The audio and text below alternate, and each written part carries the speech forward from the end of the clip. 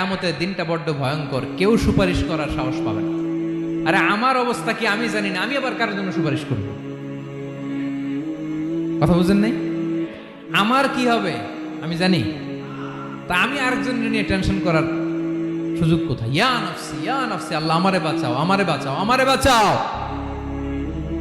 কাঁদতে কাঁদতে মানুষ হয়রান হয়ে যাবে, এ নাকি আবার আরেকজনের বাঁচাও। বিশ্বনবী বলেন, বিশ্বনবী একবার ছাগলের রান খাচ্ছিলেন, রান খেতে খেতে বিশ্বনবী বলেন, আনা সাইয়্যিদুন নাসি ইয়াউমাল কিয়ামা, আমি কিয়ামতের দিন সর্বশ্রেষ্ঠ হব, মানুষের মধ্যে সর্বশ্রেষ্ঠ সেরা আমি বিশ্বনবী। আলহামদুলিল্লাহ বলেন। বিশ্বনবী বলেন সেদিনটা বড্ড ভয়ঙ্কর, সেদিন কেউ কারো কোনো উপকারে আসবে না, বন্ধু বন্ধুর কাজে আসবে না, স্ত্রী স্বামীর উপকারে আসবে না, স্বামী স্ত্রীর উপকারে আসবে না, পীর সাহেব মুরিদরে বাঁচাতে পারবে না, মুরিদ পীর সাহেবরে বাঁচাতে পারবে না, নেতা কর্মীর পরিচয় দিবে না, কর্মী নেতার পরিচয় দিবে না, ভাই বোনকে চিনবে না, বোন ভাইকে চিনবে না, বাবা তার সন্তানকে চিনবে না, মেয়েকে দেখে মা দৌড়ে দৌড়ে পালাবে। বড্ড ভয়ঙ্কর দিন। বিশ্বনবী বলবেন জমিনটা এখনকার মতো থাকবে না, পুরো জমিনটা সমান হয়ে যাবে, ফ্ল্যাট। এখন তো গোল, তখন ফ্ল্যাট। সবাই এক জমিনের উপরে দাঁড়াবে, সূর্যটা মাথার কাছে চলে আসবে, সূর্যের গরমে মানুষের মাথার মগজ গলে গলে কানের ছিদ্র নাকের ছিদ্র দিয়ে বেয়ে বেয়ে পড়বে। আহ, সবাই হয়রান পেরেশান ক্লান্ত শ্রান্ত। মানুষগুলো বলবে বাঁচার কোনো উপায় নাই। 50,000 বছর মানুষ এরকম দৌড়াবে, চিৎকার করবে, কাঁদবে, বাঁচার কোনো উপায় নাই। সবাই বলবে আহ, আল্লাহ যদি বিচারটা শুরু করতো, যা হবার হবে, আগে বিচার শুরু করুন। বিচারই শুরু হয় না, বিচার শুরু হইতে 50,000 বছর। আল্লাহ, 50,000 বছর, 5,000, 15,000 না, 50,000 বছর এরকম যাবে। মানুষগুলো কাঁদতে কাঁদতে বলবে চলো আমরা আদম আলাইহিস সালামের কাছে যাই, যেন আল্লাহর যে সুপারিশ করে, আল্লাহ আপনি বিচার শুরু করেন। কিয়ামতের ময়দানে সবাই মিলে সাইয়েদনা আদম আলাইহিস সালামের কাছে যেয়ে বলবে ইয়া আবাল বাশার ইয়া আউয়ালাল আম্বিয়া, ও আদম নবী, আপনি দুনিয়ার বুকে প্রথম নবী, আল্লাহ নিজ হাতে আপনারে 60 হাত লম্বা করে বানিয়েছেন, আপনার সম্মানে ফেরেশতাদেরকে সেজদা দিতে বলেছেন, দুনিয়ার প্রথম নবী প্রথম মানুষ আপনি, আপনি আল্লাহর যে সুপারিশ করেন যেন আল্লাহ বিচার শুরু করে। আদম আলাইহিস সালাম বলবেন আমি পারবো না, কারণ আল্লাহ আমাকে একটা নিষিদ্ধ গাছের কাছে যেতে নিষেধ করেছিল, আমি ভুল করে এই গাছের ফল খেয়েছি। নাফসি নাফসি, আজকে আমার কি হবে আমি জানি না, আমি বড় লজ্জিত। আমারে যদি আল্লাহ জিজ্ঞেস করে কেন খাইছিলাম, আমার কোনো উত্তর নাই, তোমারে বাঁচামো কেমনে আমি? নবীরা থার থার করে কাঁপবে সেদিন। আদম আলাইহিস সালাম বলবেন আমি পারবো না, মাফ করো আমাকে, আমি পারবো না, ওই যে ভুল করে গন্ধম খেয়ে ফেলেছি, নিষিদ্ধ গাছের ফল খেয়ে ফেলেছে, আমি বড় লজ্জিত অনুতপ্ত, আমি পারবো না। আজকে আল্লাহ এত রাগান্বিত হয়েছে, আগে কখনো আল্লাহ এত রাগান্বিত হয় নাই, ভবিষ্যতে আল্লাহ কখনো এত রাগান্বিত হবে না, আমি পারবো না। এক কাজ করো, তোমরা নূহ আলাইহিস সালামের কাছে যাও। কোন নবী? লোকেরা এবার পাগলের মতো দৌড়াতে দৌড়াতে আল্লাহর নবী নূহ আলাইহিস সালামের কাছে যেয়ে বলবে ইয়া নবী আল্লাহ নূহ, আনতা আউয়ালুর রুসুলি ফিল আরদ, আপনি জমিনে প্রথম রাসূল। আদম আলাইহিস সালাম নবী ছিলেন, রাসূল ছিলেন না, এই দুনিয়ার বুকে প্রথম রাসূল ছিলেন আল্লাহর নবী নূহ আলাইহিস সালাম। সবাই বলবে ও নবী আল্লাহ নূহ, রাসূল আল্লাহ নূহ, আল্লাহ আপনাকে আবদান শাকুরা, শুকরগুজার বান্দা বলে কোরআনে বলেছে। কোরআনে নূহ আলাইহিস সালামের নামেও সূরা আছে না নাই? আপনি আল্লাহর প্রিয় বান্দা, প্রিয় রাসূল। দেখেন আমাদের কি দশা, ঘামতে ঘামতে শেষ, জমিনটা তামার জমিন, সূর্যটা মাথার কাছে, কি করবো আর পারি না, ঘামতে ঘামতে আর কত ঘামবো, কত দাঁড়িয়ে থাকবো। আল্লাহরে যে বলেন বিচার যেন শুরু করে। নূহ আলাইহিস সালাম বলবেন আমিও পারবো না, আমিও পারবো না, আমি আমার ছেলের জন্য এক কথা বলে ভুল করে ফেলছি। যখন মহাপ্লাবন হবে আমি বললাম আল্লাহ আমার কলিজার টুকরা সন্তান রে বাঁচান। আল্লাহ বললেন ও নূহ, সে তোমার সন্তান না, কারণ সে ঈমান আনে নাই, সে পাহাড়ের উপর দাঁড়িয়েছে, দেখি কেমনে সে বাঁচে। ওই যে আমি একটা না বুঝে আবদার করেছি, আল্লাহ আমার উপর রেগে গিয়েছিলেন। আজকে আল্লাহ ওই ব্যাপারে যদি আমারে প্রশ্ন করে, আমার কোনো জবাব নাই, আমি পারবো না, মাফ করো। তোমরা সবাই মিলে আল্লাহর খালিল ইব্রাহিম আলাইহিস সালামের কাছে যাও।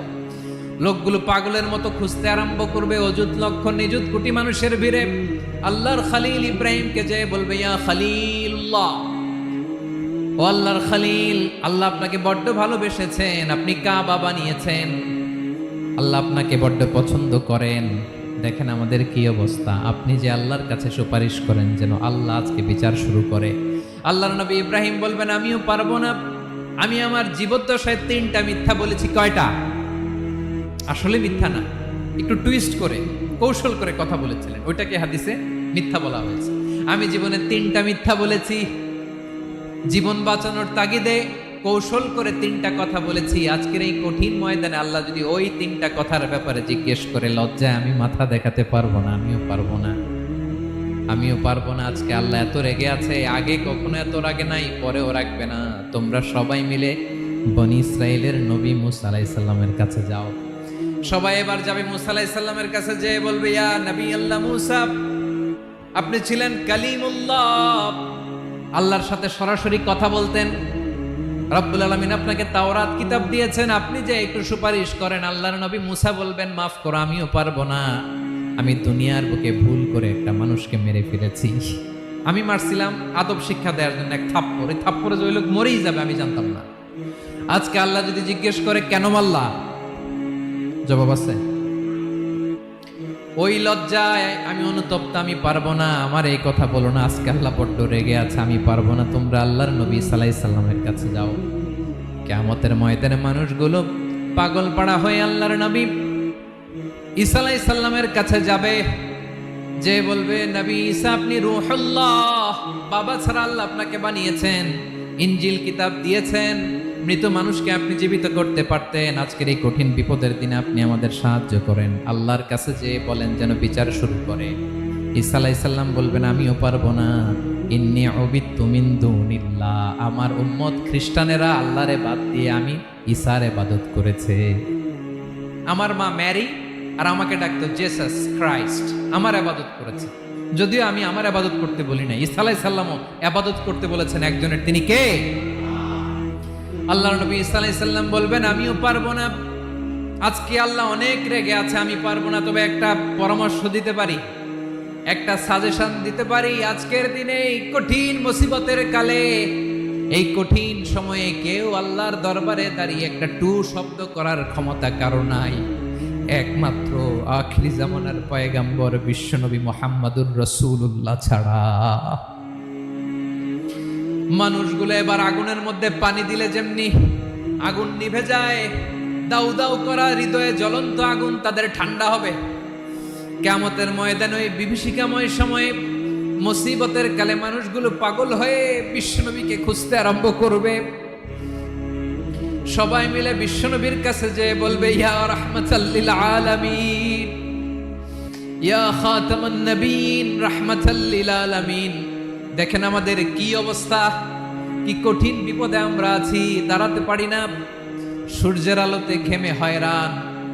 আজকে কেউ সুপারিশ করতে পারবে না, সব নবীরা অপারগতা স্বীকার করেছে, তারা বলেছে আপনি ছাড়া কেউ নাকি আল্লাহর সামনে দাঁড়াতে পারবেন না, আপনি একটু সুপারিশ করেন। বিশ্বনবী বলবেন, আসো আসো, আজকের দিনে আমি ছাড়া আল্লাহর সামনে কেউ দাঁড়াতে পারবে না। বিশ্বনবী মাকামে মাহমুদে যে আল্লাহু আকবার বলে সিজদায় লুটিয়ে পড়বেন।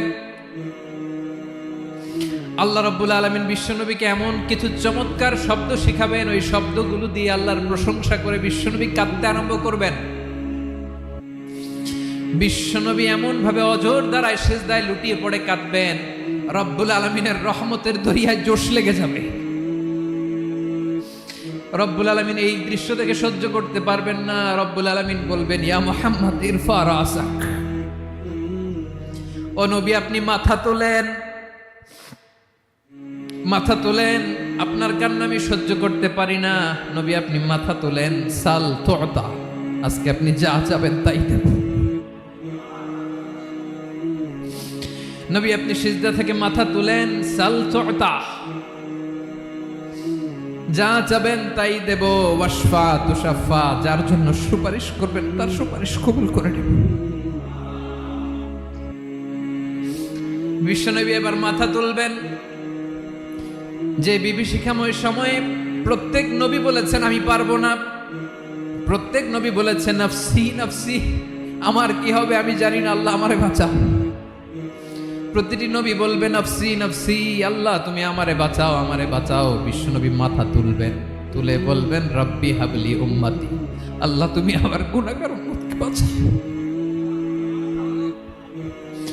এই দুনিয়ার বুকে রব্বুল আলামিন সব নবীকে একটা করে দাওয়া মুস্তাজাবা দিয়েছেন, মানে যে দোয়া করলে কবুল হয়ে যায় সাথে সাথেই।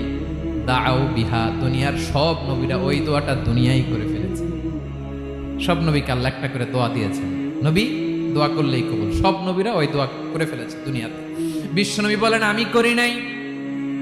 ওয়া ইন্নী আখতাবিউ দাওয়াতি শাফাআতান লি উম্মতি ইয়াউমাল কিয়ামাহ, আমার ওই স্পেশাল দোয়াটা আমি দুনিয়ার বুকে কঠিন বিপদে পড়েও কোনোদিন করি নাই। আমি আমার স্পেশাল দোয়াটা কিয়ামতের দিন আমার গুনাহগার উম্মতকে সুপারিশের জন্য রেখে দিয়েছি। আল্লাহ বলবেন নবীর ফারাসাক, মাথা তোলেন, আর কাটবেন না। বিশ্বনবী মাথা তুলবেন, আল্লাহ বলবেন সাল তো, আপনি যা যাবেন তাই দেব। ওয়াশফা তুশাফা, সুপারিশ করেন, সুপারিশ কবুল করব। বিশ্বনবী বলবেন আল্লাহ ওই স্পেশাল দোয়াটা দুনিয়াতে করি নাই, আজকে আমি তোমার দরবারে দাঁড়িয়ে কিয়ামতের দিন ওই দোয়াটা করছি। আল্লাহ আমার যে উম্মতের হৃদয়ে যাররা পরিমাণ ঈমান আছে, আমার একটা উম্মতকেও তুই জাহান্নামে ঢুকাতে পারবা না।